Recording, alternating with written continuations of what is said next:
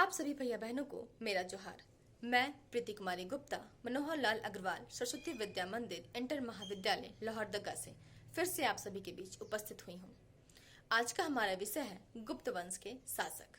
तो चलिए आइए जानते हैं कि गुप्त वंश की स्थापना कब हुई और इस वंश में कौन कौन महत्वपूर्ण शासक हुए।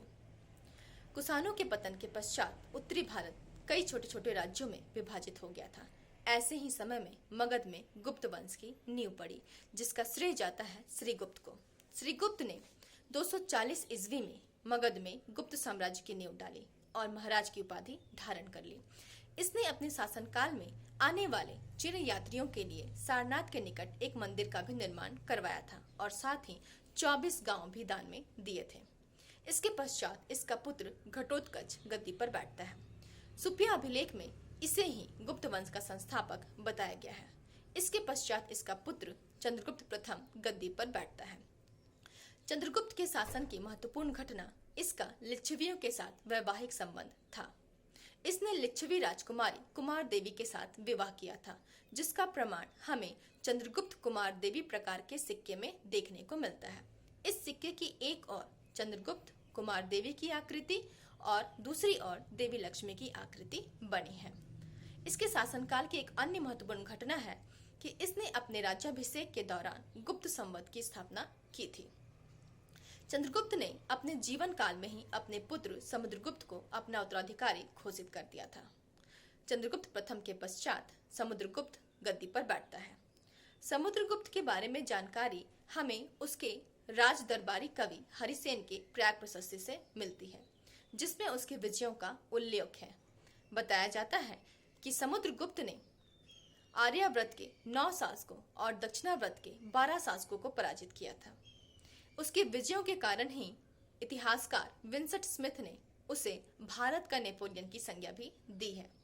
समुद्रगुप्त के 2 पुत्र थे, एक रामगुप्त और दूसरा चंद्रगुप्त। रामगुप्त पहले गद्दी पर बैठता है, लेकिन वो निर्बल और अयोग्य रहता है। उसके शासनकाल के दौरान शकों का आक्रमण होता है और उसे एक अपमानजनक संधि करनी पड़ती है, जिसके फलस्वरूप उसे अपनी पत्नी ध्रुव स्वामिनी को 7 शासकों को सौंपना होता है। लेकिन उसके छोटे भाई चंद्रगुप्त द्वितीय को यह शर्त मंजूर नहीं होती है, इसलिए वो स्त्री का वेश बनाकर शक शासक के पास चला जाता है और उसकी हत्या कर देता है।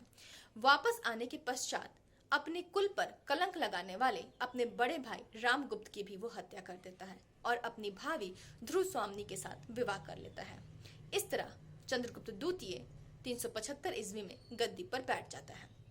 उसे हम देवराज और देवगुप्त के नाम से भी जानते हैं। चंद्रगुप्त द्वितीय ने अपने समकालीन 3 वंशों के साथ वैवाहिक संबंध स्थापित किया था। एक नागवंश, दूसरा वाकाटक वंश और तीसरा कदम वंश। नागवंश की राजकुमारी कुबेर नाका के साथ चंद्रगुप्त द्वितीय स्वयं विवाह करता है।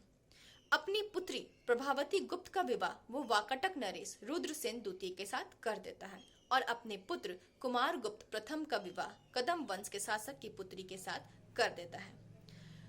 चंद्रगुप्त द्वितीय के विजयों में प्रमुख विजय उसका शकों पर विजय था, जिसके फलस्वरूप वो सकारी तथा विक्रमादित्य की उपाधि धारण करता है। इसके शासनकाल के दौरान प्रसिद्ध चीनी यात्री फाहियान भी भारत आता है। चंद्रगुप्त के दरबार में विद्वानों की एक मंडली रहती है, जिसे हम नवरत्न के नाम से भी जानते हैं। चंद्रगुप्त द्वितीय के पश्चात उसका पुत्र कुमारगुप्त गद्दी पर बैठता है, जिसे हम महेंद्रादित्य के नाम से भी जानते हैं। कहा जाता है कि गुप्त वंश के शासकों में कुमारगुप्त के सर्वाधिक अभिलेख हमें प्राप्त हुए हैं। कुमारगुप्त के एक सिक्के में उसे अश्वमेघ यज्ञ अनुष्ठान करते हुए भी बताया गया है। कुमारगुप्त ने नालंदा में एक विहार की भी स्थापना की थी, जो बाद में बौद्ध धर्म के शिक्षा का प्रमुख केंद्र भी बनता है। कुमारगुप्त के पश्चात स्कंदगुप्त गद्दी पर बैठता है। स्कंदगुप्त के बारे में जानकारी हमें उसके स्तंभ लेख और जूनागढ़ अभिलेख से मिलती है। स्कंदगुप्त के भीतरी स्तंभ लेख में बताया गया है कि किस प्रकार स्कंदगुप्त के शासनकाल के दौरान हुनों का आक्रमण होता है और वो हुनों को पराजित कर देता है। जूनागढ़ अभिलेख में यह बताया गया है कि स्कंदगुप्त के शासन के दौरान भीषण वर्षा हुई थी, जिस कारण सुदर्शन झील के बांध चटक जाता है और स्कंदगुप्त के प्रांतपति पर्णद्वत का पुत्र चक्रपालित उस बांध का मरम्मत का कार्य करता है। कहा जाता है स्कंदगुप्त के बारे में कि वह गुप्त वंश का अंतिम महान शासक था।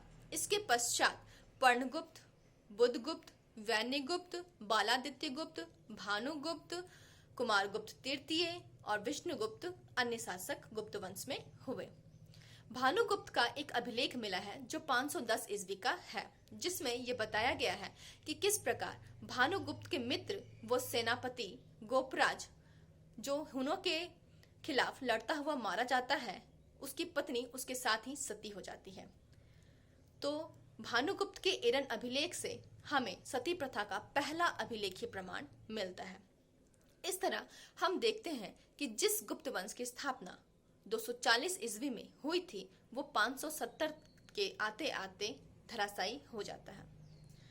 तो उम्मीद करती हूँ बच्चों कि आप लोग समझ गए होंगे कि गुप्त वंश की स्थापना कब हुई और इसके महत्वपूर्ण शासक कौन कौन हुए। धन्यवाद।